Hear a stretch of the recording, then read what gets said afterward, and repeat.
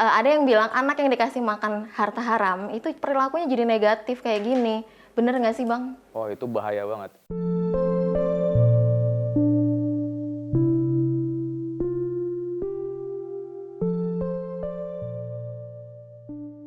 Assalamualaikum warahmatullahi wabarakatuh, Sobat Republika. Saya Ani Nursalika. Dan saya Muhyiddin. Selamat datang di Mozaik, ngobrolin Islam asik.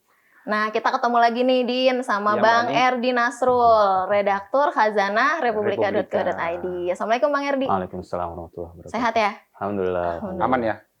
Aman. Masya Allah, aman semua. Alhamdulillah lah. Bang, kita langsung aja kali ya. Kita mau ngobrolin soal ini nih. Kasus penganiayaan remaja yang ternyata pelakunya itu anak pejabat pajak ya. Itu kan cukup mengguncang nih di Indonesia kan. Nah, mereka nih ternyata ketahuan kalau anaknya ini ternyata suka pamer harta gitu. Nah, tuh mengundang komentar bahwa ini nih anak yang kalau dikasih makan harta haram, kita nggak bilang ya hartanya si bapaknya ini haram ya. Cuman kan ya perlu diselidiki mungkin ya. Nah, ada yang bilang anak yang dikasih makan harta haram itu perilakunya jadi negatif kayak gini. Bener nggak sih, Bang? Oke. Soal harta nih ya. Kali ini kita akan bicara tentang harta. Jadi perlu kita pahami bersama bahwa setiap orang nih yang lahir ke muka bumi ini, yang dilahirkan, itu dia sudah punya harta. Ya, sedikit atau banyak ya? Itu udah ada jatahnya. Ya, kita lihat orang yang paling yang paling sederhana lah ya katanya. Orang yang tidak punya rumah, tunawisma, dia cuma bawa gerobak, dia cuma bawa, bahkan mungkin hanya punya baju yang dia pakai untuk menutup auratnya, itu harta. Tapi di sisi lain ada juga orang yang dikasih mobil mewah, dia punya gedung, punya properti banyak, itu juga harta. Nah, terus perbedaan mereka di mana? Cara menggunakannya yang berbeda. Nah, kalau si orang kaya itu dia berlimpah harta, tapi menggunakan harta itu sekedar untuk memuaskan nafsu dan syahwat dia aja, ya untuk apa gitu. Sementara ada orang yang tadi itu dia punya gerobak yang sederhana, dia mencari penghidupan dari situ, yang halal-halal yang dia dapat dengan cara yang baik, kemudian dari harta yang dia peroleh itu kemudian digunakan untuk konsumsi yang baik-baik, ibadahnya meningkat dan dia bersyukur. Nah, itu manfaatnya sangat luar biasa. Jadi di sini adalah persoalan bagaimana cara memanfaatkan. Nah, bagaimana cara mendapatkan harta halal itu sendiri? Nah, cara mendapatkan harta halal itu adalah dengan menggunakan cara-cara yang baik. Apakah kita untuk mendapatkan misalkan tanah gitu ya, tanah ataupun lahan untuk digarap, untuk mengembangkan bisnis, apakah harus dengan mengambil paksa? Apakah harus dengan menzolimi orang lain? Nauzubillah sampai menimbulkan korban jiwa. Nah, kalau cara itu yang ditempuh ya, maka kemudian apa yang kita dapat dari hal tersebut adalah sesuatu yang tidak baik nantinya. Meskipun itu hakikatnya adalah sesuatu yang halal, tapi karena kita peroleh dengan cara yang tidak baik, maka itu menjadi haram. Jadi jangan sampai ya, keluarga itu dikasih makan dengan harta yang kita peroleh dengan cara nggak halal. Oh, itu bahaya banget. Jadi gini, soal halal dan haram ya, harta, makanan, atau apapun lah yang nantinya akan kita pakai ya. Itu ada memang yang aslinya sudah haram. Contoh, kita tahu misalkan khinzir ya, babi. Kemudian khomer, binatang melata, dan lain sebagainya. Itu kan udah jelas haram ya. Ayat Al-Quran, hadis itu udah banyak lah yang menjelaskan hal tersebut. Maka kita sudah pasti mengkonsumsi hal tersebut, maka kita mengkonsumsi barang yang haram. Nah, apalagi kalau misalkan sampai dimakan sama keluarga kita, orang-orang yang kita cintai, maka itu mereka akan mengkonsumsi barang haram. Nah, harta hasil jualan barang haram itu pun bentuknya uang, ya itu haram juga. Nah, itu ada di kitab Al-Muhasibi ya, namanya Kitabul Makasib. Jadi kitab tentang mencari penghidupan gitu. Itu abad ke-9 Masehi. Ada aturannya ya, Bang Erdi? Ada, ya. Jadi istilah kata, misalkan ada orang yang mengaku dia terpaksa untuk kerja di perusahaan babi misalkan. Itu babinya mau disunat pun itu tetap aja hasilnya akan haram. Karena emang hakikatnya udah haram. Yang pekerjaannya itu? Ya sama dia, kalau dia muslim ya. Karena kan ini kan berkaitan dengan keyakinan ya. Islam itu jelas mengharamkan babi. Nah, kalau dia bekerja di perusahaan peternakan babi misalkan, dia dapat uang kan dari hasil bisnis babi. Barang haram itu ya. Iya. Okay. Udah jelas haram berarti. Jadi tapi ini masih perdebatan di kalangan lain pun ada yang mengatakan itu kan bentuknya sudah bukan lagi daging, tapi kan bentuknya uang. Nah, itu jadi ada perbedaan pendapat. Tinggal nanti kita lihat kebanyakan ataupun mayoritas ya, pendapat mayoritas atau jumhurul ulama itu nanti seperti apa. Tapi yang paling kuat bahwa hasil dari penjualan bisnis haram yaitu hasilnya juga haram. Gitu. Nah, pertanyaan berikutnya adalah kenapa kita nggak boleh mengonsumsi yang haram? Ya kan? Kenapa kita nggak boleh mengonsumsi yang haram? Dalam hadis itu ada diterangkan ya oleh Rasulullah bahwa kalau kita mengonsumsi barang haram sedikit saja, maka ibadah kita, maka Allah akan mendiamkan kita selama 40 hari. Itu sedikit nih. Artinya gimana mendiamkan selama 40 hari? Dicuekin aja udah. Nggak diterima. Lu mau ibadah, lu mau ngapain, nggak akan dihiraukan. Artinya ibadahnya nggak akan diterima gitu. Sia-sia. Oke. Ah, kalau udah dicuekin sama Allah tuh gimana? Itu fatal sekali. Kita kayak semacam dibiarin gitu ya sama Allah. Terserah lu dah istilahnya gitu. Caranya biar tidak dicuekin lagi tuh kayak gimana? Ini Bang. Ya, kalau jalan umumnya ya bertobat ya. Tapi itu konsekuensi 40 hari dibiarkan gitu aja tuh, waduh, itu suatu yang berat ya. Jadi kita jalan, kita naik motor, itu nggak ada nilai ibadah. Kita nyari uang, kita berbuat kebaikan yang semula itu bernilai ibadah, itu menjadi tidak bernilai ibadah. Jadi ya semuanya selama 40 hari itu menjadi sia-sia. Lah kalau misalkan dikonsumsinya banyak, barang haram yang dikonsumsi yang itu baru sedikit 40 hari ya, ke dalam tubuh kita itu banyak ya. Maka apa yang terjadi jika seluruh asupan gizi yang diserap oleh tubuh kita itu adalah berasal dari sesuatu yang haram. Nggak berkah ya Bang. Masya Allah. Ya. Kemudian soal berkah. Kenapa kalau kita konsumsi yang baik itu maka kita mendapatkan berkah? Berkah itu kan kalau yang dipahami ya itu adalah tambahan kebaikan ya. Ziyadatul khair gitu kan arti dalam Arabnya. Nah, tambahan kebaikan itu apa? Banyak sekali. Kita punya cita-cita nih, misalkan, ya Allah, saya pengen anak saya bisa sekolah yang baik dan menjadi anak yang soleh gitu, misalkan gitu ya. Nah, itu karena energi yang mengalir di tubuh kita ini adalah berkah dan kebaikan, Allah memperhatikan kita, mendengar doa kita, bisa jadi itu akan dikabulkan. Apa ciri-ciri harta yang berkah itu? Apa yang kita minta dikabulkan? Gimana Bang ciri-cirinya? Harta yang kita peroleh nih berkah nih buat kita. Apa sih yang kita rasakan apa?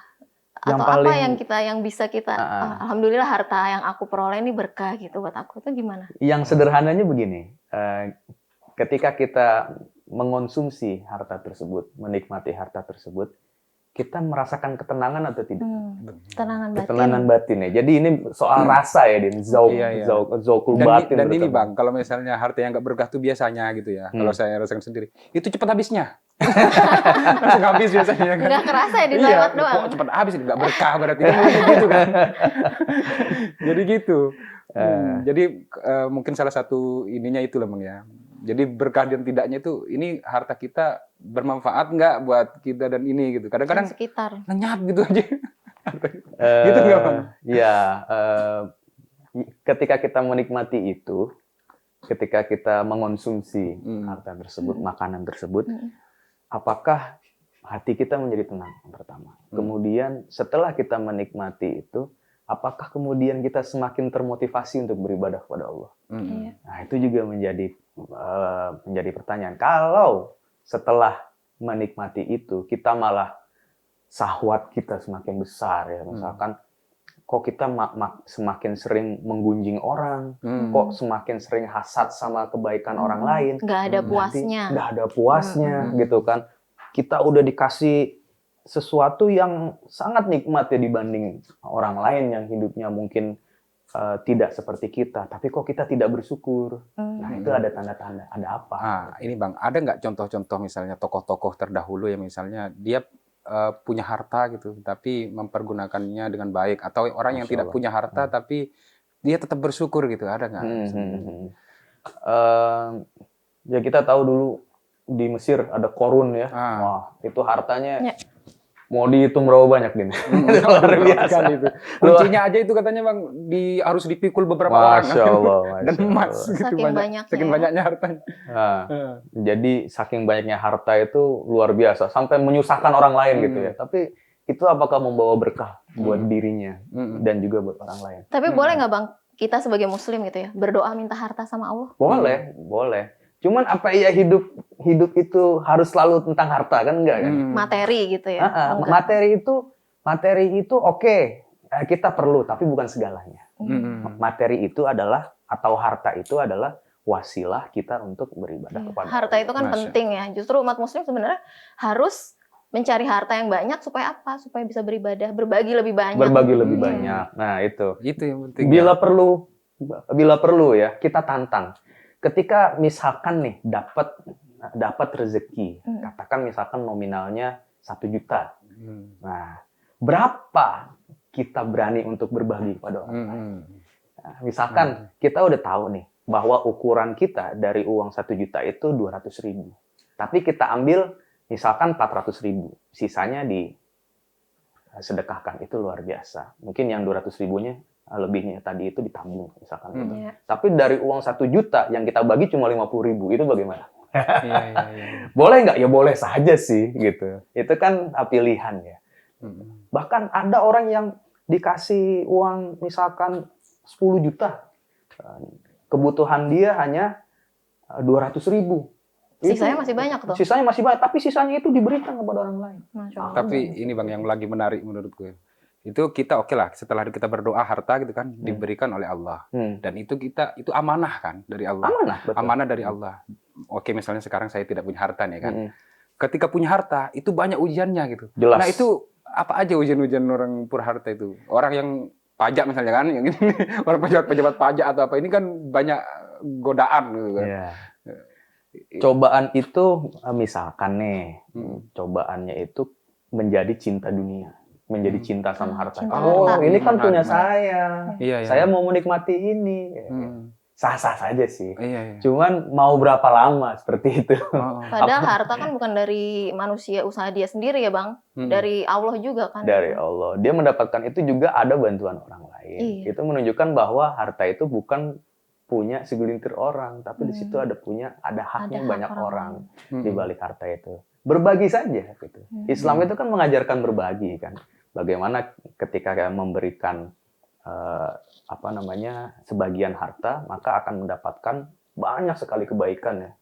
Dari satu kebaikan yang kita berikan tumbuh menjadi ratusan, bahkan ribuan, bahkan lebih lagi. Gitu. Tergantung keikhlasan kita. Nah itu untuk melatih ikhlas pun butuh proses. Tapi jangan putus asa.